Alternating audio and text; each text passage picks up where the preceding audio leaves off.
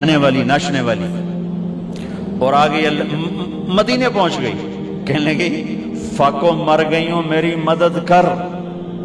اللہ کے نبی سے کہہ رہی گانے والی ناچنے والی، فاقو مر گئی ہوں میری مدد کر۔ تو آپ نے کہا کلمہ پڑھتی ہو؟ آپ نے کہا کلمہ پڑھتی ہو؟ کہنے لگا نہیں پڑھتی، نہیں پڑھتی۔ کفر، ناچنے والی گانے والی، ٹھیک ہے، کلمہ پڑھتی ہو؟ کہا نہیں پڑھتی۔ تو آپ کہتے ہیں نو پھاتے باہر کر دو، نہیں؟ تو آپ نے کہا میں اپنی خاندان والوں سے کہتا ہوں اس عورت کی مدد کرو، اپنے خاندان، میں اپنے خاندان سے کہتا ہوں اس عورت کو بھر دو۔ یہ اپنا خاندان کیوں کہا؟ سب صحابہ سے کیوں نہیں کہا کہ کسی کے جی میں یہ نہ آئے کہ طوائف کی مدد کر رہے ہیں، لہذا اپنے خاندان سے کہا میرے گھر والے اس کی مدد کرو، اور اس کو بھر کے بھیجا۔ یہ میرے نبی کے اخلاق ہیں۔ اب کھانا کھا رہے ہیں، ایک مدینے کی طوائف گزری، اس نے نا آپ کا مذاق اڑانا چاہا، کہا بڑا نبی بنتا ہے کسی کو کھانے کا ہی نہیں پوچھتا۔ تو آپ نے کہا آ جاؤ، حالانکہ آپ کہتے ہیں انہوں 2 لتر مارو گے تو دفع کرو، یہ طوائف ہو کے کی گل کر رہی۔ 2006 میں نرگس میرے ساتھ حج پر تھی، لاہور کا گروپ تھا، اس کے ساتھ ہم گئے ہوئے تھے، اس کو تیار کیا تھا۔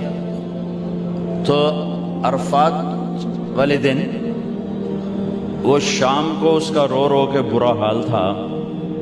کیا پتہ چلا کہ وہ میٹرس نہیں بچھاتے یہ لوگ جو حج ٹور والے ہوتے ہیں، وہاں 3-4 خواتین بیٹھی تھیں، وہ بھی جا کے بیٹھ گئی، تو انہوں نے اس کو طوائف اور رنڈی اور کیا کچھ کہہ کر وہاں سے اٹھا دیا اور بے عزت کیا، بہت زیادہ بے عزت کی۔ تو اس کو اتنی مشکل سے سمجھا بجھا کے اس کو نرم کیا۔ میں نے کہا میں اب کس کے سامنے رونا روں؟ یہ وہ جگہ ہے جہاں میرا اللہ کہتا ہے اتنے گناہ لے کر آؤ جتنے بارش کے قطرے ہیں معاف کر دوں گا، اتنے لے کر آؤ جتنے ریت کے ذرے ہیں معاف کر دوں گا، اتنے لے کر آؤ جتنے درختوں کے پتے ہیں معاف کر دوں۔ تو ایک طوائف کے پاس اتنے گناہ تو نہیں ہیں کہ وہ بارش کے قطروں سے زیادہ ہو جائیں، یا ریت کے ذروں سے بڑھ جائیں، یا درختوں کے پتوں سے بڑھ جائیں، لیکن نفرت نفرت نفرت نفرت انسان ہی نہیں سمجھتا۔ ایک ہوتا ہے پیسے کا تکبر، وہ بھی بڑا خوفناک ہے۔ ایک ہوتا ہے نیکی کا تکبر، یہ پیسے سے زیادہ خوفناک ہے۔ میری گل ذرا کان کھول کے سنیں آجے۔ ایک پیسے کا تکبر ہے، یہ بھی بڑی بھیڑی شے ہے، لیکن نیکی کا تکبر اس سے بھی زیادہ ہوتا ہے۔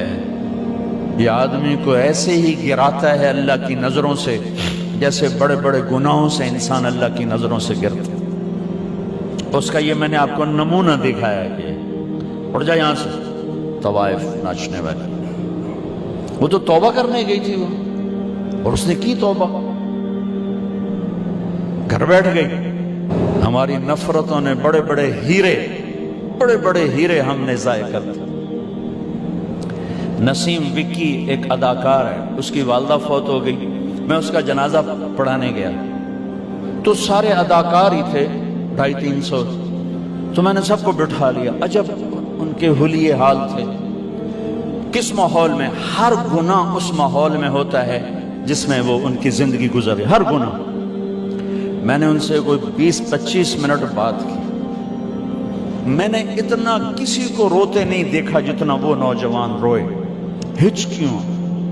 میں نے تھوڑی اللہ کے نبی کی وفات بیان کی، حضرت علی مقام امام حسین کی تھوڑی سی سیرت بیان کی۔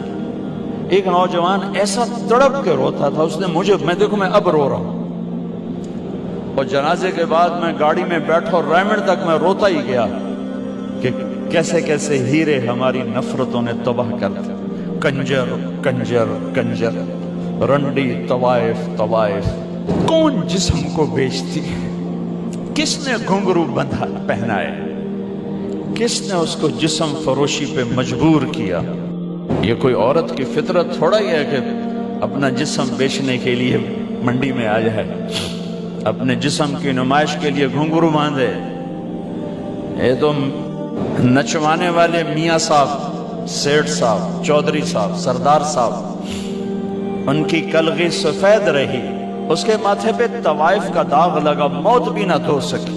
میرا ضلع ملتان ہے، 1818 میں رنجیت سنگھ نے ملتان فتح کیا تھا، مظفر خان سے حکومت چھینی، شہید ہوئی، تو اس نے 3 بازار حسن بنائے، ایک ملتان میں، ایک کیروڑ پکا میں، ایک تلمبا۔ تلمبا میرا ہوم ٹاؤن ہے، میرے گاؤں سے 3 کلومیٹر۔